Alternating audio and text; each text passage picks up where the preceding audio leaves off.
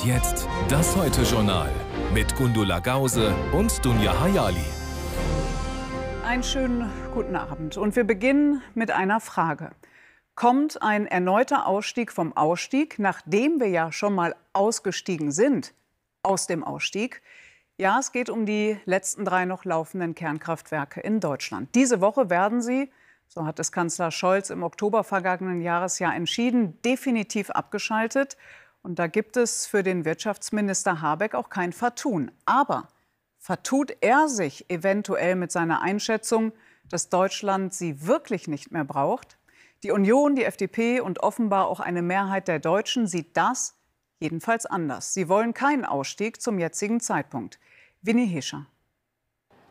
Das Kernkraftwerk Emsland in Niedersachsen, es läuft noch, genauso wie Isar 2 in Bayern und Neckar-Westheim in Baden-Württemberg. Die 3 Atommeiler gehen Samstag endgültig vom Netz. So ist es politisch beschlossen, aber nicht von jedem politisch so gewollt. Wir sehen ja, dass ein großer Teil der deutschen Bevölkerung dafür ist, die Kernkraftwerke jetzt noch befristet weiterlaufen zu lassen. Und wir schlagen unseren Koalitionspartnern eben deshalb vor, zumindest die Kernkraftwerke in einer Reserve zu behalten. Ich glaube, die Mehrheit der Deutschen ist dafür aus ökologischen wie aus ökonomischen Gründen. Die FDP erhält dafür Unterstützung von der Union, die will neue Brennstäbe bestellen. Wirtschaftsverbände fürchten um die Versorgungssicherheit. Der DIHK-Präsident mahnt. Deutschland ist aktuell auf alle verfügbaren Energieträger angewiesen. Dazu gehören für weite Teile unserer Wirtschaft bis zum Ende der Krise auch die einsetzbaren Kernkraftwerke. Das sieht Wirtschaftsminister Habeck anders. Er hält den Ausstieg für unumkehrbar. Die Energieversorgungssicherheit in Deutschland wurde in diesem schwierigen Winter gewährleistet und wird auch weiter gewährleistet sein. Wir setzen mit dem Atomausstieg um, was Union und FDP 2011 beschlossen haben. Beschlossen war ein Ende 2022. Darüber haben sich Grüne und FDP aber im vergangenen Winter so gestritten, dass Olaf Scholz Richtlinienkompetenz anwenden musste. Verlängerung für 3 Meiler bis 15. April diesen Jahres. Am Samstag ist dann endgültig Schluss. Der Kanzler hat im letzten Oktober ein Machtwort gesprochen und dieses Machtwort gilt auch weiterhin. Dass die FDP jetzt noch mal ein bisschen Lärm macht für ihre Position, das kann ich natürlich nachvollziehen. Nichtsdestotrotz wird das nichts mehr helfen, denn die Entscheidung ist gefallen. Die letzten 3 Meiler werden also Samstag abgeschaltet. Die Debatte über Kernenergie damit aber noch nicht. Diese Skulptur Hands Across the Divide, die in der Grenzstadt Derry steht, soll die Annäherung der Konfliktparteien in Nordirland symbolisieren. Und diese Annäherung hält eisern seit genau 25 Jahren. Mit dem Karfreitagsabkommen von 1998 wurde die Gewaltspirale tatsächlich beendet. Und dass es damals in Belfast zum Friedensvertrag kam, ist, wenn man die Vorgeschichte kennt, wirklich fast schon ein Wunder. Insbesondere die pro-britischen und die pro-irischen Paramilitärs hatten eine immerhin 30-jährige Blutspur hinterlassen. Fast 4.000 Todesopfer, über 47.000 Verletzte. Das sind die nackten Zahlen, die die Wut und Trauer allerdings nicht kaschieren können. Bis heute, wie Hilke Petersen berichtet. Es ist endlos lange her, 51 Jahre. Der Tag, an dem Harry Gargans Schwester Margaret mit 13 Jahren hier im Westen Belfasts erschossen wird. Von britischem Militär mitten im nordirischen Bürgerkrieg. 5 Opfer insgesamt, das sogenannte Spring Hill Massaker. In der ersten Untersuchung hörten meine Eltern, dass ihre 13-jährige Tochter ein bewaffneter Schütze gewesen sei, mit einem Gewehr in der linken Hand. Das war so für sie, als sei Margaret nochmal gestorben. Dabei hatten sie gedacht, sie würden eine Entschuldigung hören für die Erschießung ihrer Tochter. Die Angehörigen der Opfer von damals haben jetzt eine neue Untersuchung des Massakers angestoßen. 51 Jahre lang hat die britische Regierung versucht, die Wahrheit über das Massaker zu unterdrücken. Durch die Generationen fragen wir danach. Meine Großmutter hat den Kampf begonnen, dann meine Mutter. Und ich habe das jetzt übernommen. Die Wahrheit muss ans Licht. 30 Jahre dauerte der Bürgerkrieg zwischen protestantischen Unionisten, die im Vereinigten Königreich bleiben wollen, und katholischen Nationalisten, die eine Wiedervereinigung mit der Republik Irland anstreben. Fast 4.000 sterben. Das Karfreitagsabkommen vor 25 Jahren bringt den Frieden, ausgehandelt auch mit amerikanischer Hilfe. Das war ein fürchterlicher Konflikt, der zu einem Ende gebracht wurde. Der Friede ist wert, ihn zu bewahren. Auch solchen Friedensprojekten hat das Karfreitagsabkommen auf den Weg geholfen. Peacelink, ein Sportcenter an der Grenze zwischen Irland und Nordirland. Egal von welcher Seite, alle sollen sich hier treffen. Millionen von der EU machten das möglich. Und die Arbeit derer, die sich trauten. Angela Graham kommt aus einem protestantischen Ort und war zu Beginn vor 20 Jahren hier ziemlich allein. Als ich hier angefangen habe, sahen alle in meinem Heimatort diese Gegend hier als sehr republikanisch an. Ich hatte Befürchtungen, wusste nicht, worauf ich mich da einließ. Ich habe nachts nicht gut geschlafen. Ich hatte einfach Angst. Heute in Nordirland. Traditionell marschieren sie an Ostern. Hier protestantische Gruppen. Seit dem Karfreitagsabkommen bleibt so etwas weitgehend ruhig. Doch am Rande republikanischer Märsche sind IRA-nahe Splittergruppen mit Brandsätzen unterwegs. Die Polizei hatte vor dem Jubiläum des Karfreitagsabkommens vor Attacken gewarnt. Parallelwelten zurück ins Sportcenter an der Grenze. 60% der Mitglieder kommen aus Irland, 40% aus Nordirland. Trainerin Olga sagt, hier interessiere sich keiner mehr dafür, wer woher kommt. Wer hier durch die Tür kommt, verliert kein Wort über protestantisch oder katholisch. Das ist hier kein Thema, auch nicht beim Personal. Wir sind eine andere Generation. Genau das feiern sie als Erfolg des Karfreitagsabkommens. Und US-Präsident Biden feiert mit. Morgen reist er nach Belfast und dann weiter in die sehr aufgeregte Heimat seiner irischen Vorfahren.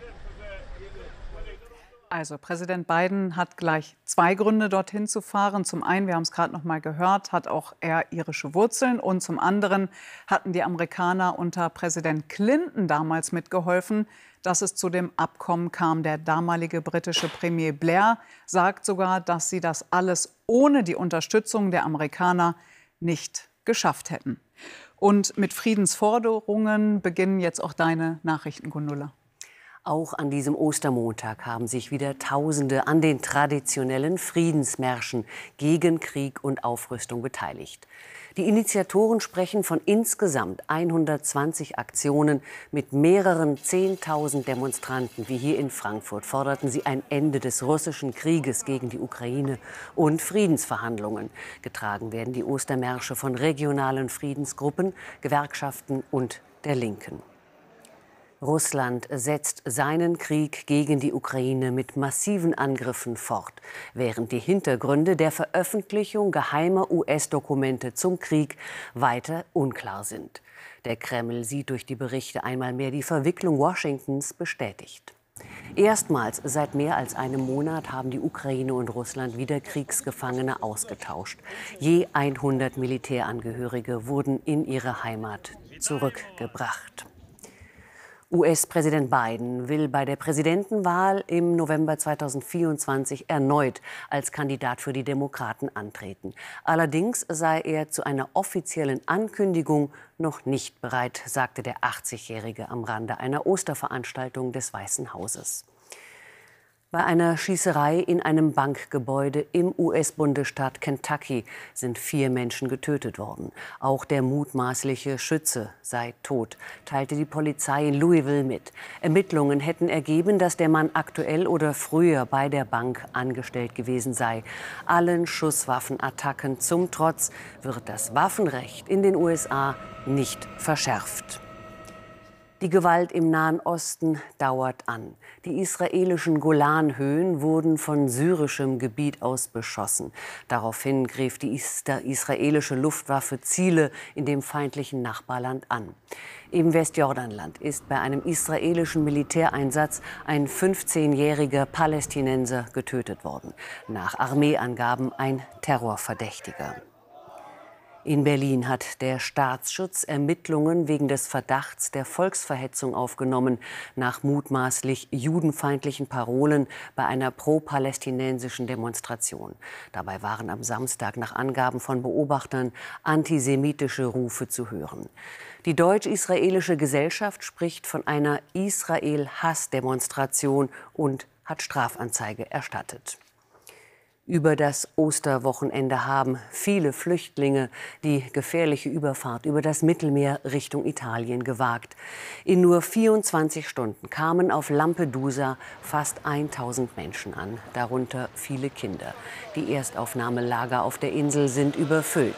Insgesamt kamen seit Jahresbeginn mehr als 28.000 Menschen nach Italien, 4-mal so viele wie im gleichen Vorjahreszeitraum. Wir tauchen unter, wir tauchen auf. Aus unseren Mündern kommen Schall und Rauch. Wir haben keine Lösung, wir haben Lieder. Wir haben keine Lösung, wir haben Lieder und was für welche. Es ist einfach ein Fest, sich dieser Schönheit im Traurigen hinzugeben, solange Element of Crime einen dabei quasi an die Hand nehmen. Und das tut die Band seit nunmehr 38 Jahren in einer unverwechselbaren Art, denn sie sind sich und ihrer Musik in all den Jahren immer treu geblieben. Christa Lepple über das 15. Studioalbum Morgens um 4 und ein beseeltes Publikum in der Hauptstadt. Ach, da sind sie wieder. Element of Crime am Abend in Berlin. Alles ganz neu und doch so vertraut. Wir sind alleine und wir sind zwei.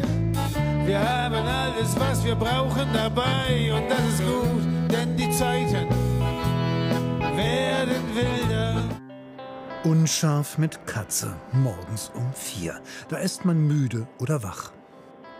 Still ist die Stadt. Element of Crime mit ihrem 15. Studioalbum. Treue Wegbegleiter seit 4 Jahrzehnten. Experten für langweilige Sonntagnachmittage, Liebesschmerz und Einsamkeit. Morgens um 4? Die richtige Zeit, das Album zu hören? Insofern ist eigentlich jede Zeit eine gute Zeit, auch morgens um 4. Am besten, wenn man Zeit hat, finde ich. Also wenn man Zeit hat, das ist ja wichtig. Wenn man Musik hört, ist es ganz gut, ein bisschen Zeit zu haben. Man kann es auch nebenbei beim Bügeln hören. Ob beim Bügeln zu Hause oder abhängen in der Kneipe. Keine andere Combo verkörpert diesen speziellen Mix aus Romantik und Melancholie. Gewürzt mit Gelassenheit und Ironie. Neu dabei Sänger Tobias Bamborschke von der Jungkultband Isolation Berlin. Er singt im Duett mit Altmeister Regener. Saufbrüder werden ihren Deckel bezahlen, Flugzeuge werden den Himmel bemalen. Und dann kommst du wieder. In der Kunst ist eben das Traurige kann auch schön sein und ist schön. Und während dem im richtigen Leben ist das Traurige eben nicht schön. Und dass gerade diese Funktion von Kunst ist, glaube ich, sehr wichtig. Dieses Tröstende, also das Leben zu feiern, wozu das eben auch gehört. Kaum zu glauben, Element of Crime vor 40 Jahren. Damals rotzfreche Newcomer-Band mit Songs auf Englisch. Doch die Kreuzberger Hinterhofhelden werden erwachsen. Sie singen auf Deutsch, der Durchbruch. Kritiker bemängeln, die Elements machen Musik für Depressive. Ein anderer behauptet, die Band klinge, als wolle sie das Schieben eines Rollators vertonen. Kann ich nicht viel zu sagen. Ich meine, ich bin der Letzte, der Kritiker kommentiert. Man kann die Welt nicht schlauer machen. Wir können sie nicht besser machen in dem Sinne, dass sie weniger der Scheißhaufen ist, der sie nun mal ist. Aber wir können sie ein bisschen schöner machen. Wenn dann Sven Regner seine Trompete ansetzt, ist es, als wäre ein alter Freund oder die beste Freundin zu Gast.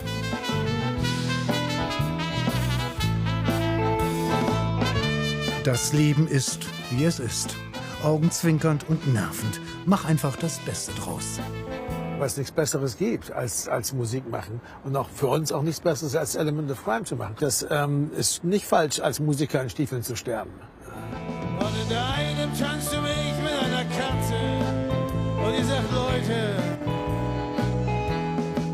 wo soll das enden? Fehlen noch die Wetteraussichten, die wieder mehr Regen bringen. Morgen nur im Osten zunächst regnerisch, später überall wechselnd bewölkt mit Schauern oder kurzen Gewittern, aber auch sonnigen Abschnitten bei starkem Westwind 10 bis 15 Grad. Am Mittwoch 9 bis 16 Grad und verbreitet Regen. Auch am Donnerstag sehr unbeständig, erst am Freitag wieder häufiger Sonne und bis zu 15 Grad. Und wir sehen uns hier morgen wieder nicht irgendwie und gegen 4, sondern um 10:15. Machen Sie es gut, wo auch immer Sie sind. Tschüss.